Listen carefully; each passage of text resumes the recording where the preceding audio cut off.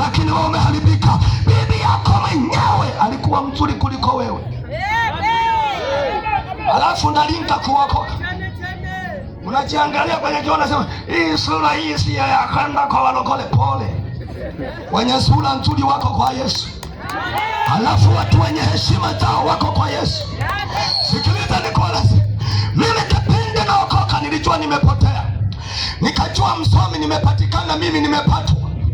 Kumbe wako wasomi wengi. Nimekuta kutembea mikoa mbalimbali, Dar es Salaam, kila mahali nakuta kwenye makanisa maprofesa wameokoka na Yesu, madaktari wameokoka na Yesu, mawaziri wameokoka na Yesu, wale walio wajanja na wasomi wako kwa Yesu. Kwa shetani wamebaki malaya, walevi, washihani na wazinzi na walevi na wachawi. Hao ndio waliobaki. Wenye heshima zao wako kwa Yesu, wenye heshima zao wako kwa Yesu.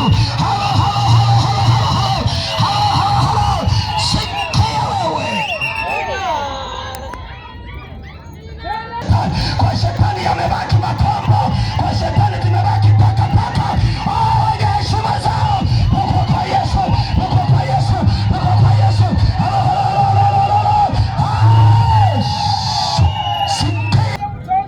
Sikia nikwambie, tatizo yetu sisi wa Afrika tunaitwa ni taifa la Bushmen, watu wa polini wa vichaka. Sisi tunapenda vya kukopi kopi, wakati wenzetu hawako na hayo. Sisi tunaletewa matakataka tunazoa, hujui hata maana ya kuvaa, unalegeza kiuno. Sikiliza nikueleza, labda utaokoka leo. Wale wanaovaa wanalegeza suruali, wanaweka mkanda hapa, ni jamii ya vijana wa kiume waingia kwenye ushoga. Tunasema hivi sisi tuliosoma, mwanadamu mambo kama hayo Mungu atengeneza mazingira na sehemu zake.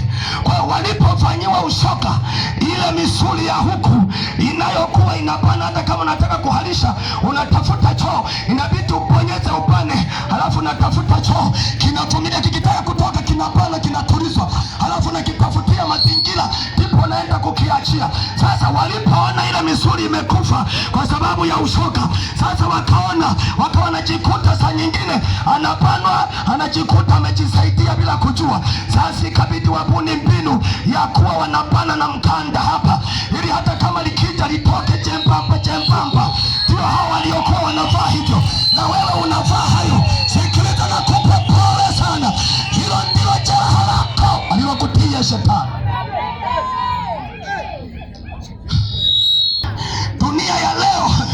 Dunia ya leo imepinda. Dunia ya leo imetengeneza mtwala. Sikiliza, Yesu akamuuliza yule mwanamke, akamwambia baada ya kutiwa jeraha yule mtu akapigwa, akaonekana na mtu wa kumsaidia. Alipopita kuhani, yule kuhani alipomwona akapita kando, akaenda pembeni. Huyo ni mchungaji.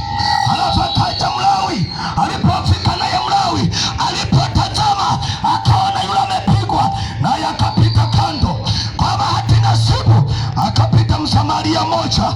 Alipopita akamwona na hangaika yule baba na garagara, hela zimeenda, sababu zimeenda, nguo zimeenda, yuko uchi, nani amsaidie? Alipomwona akaenda akamwokota, akamzonga, akamganga majeraha, akampandisha juu ya mnyama wake, akampeleka kwenye nyumba ya wageni, akaanza kutibiwa. Halafu akatoa na pesa, akasema kama nitakuta bili imeongezeka nitakuja nilipe. Mtibuni huyu ndugu, mtibuni huyu mtu. Yesu akauliza, akawambia, kati ya hao jirani yako ni yupi? Ule mtu akasema ni yule aliyemwonea huruma. Nataka nikwambie, jirani uliye naye hawezi kukusaidia. Ndio maana hata ndugu yako hata kama na pesa hawezi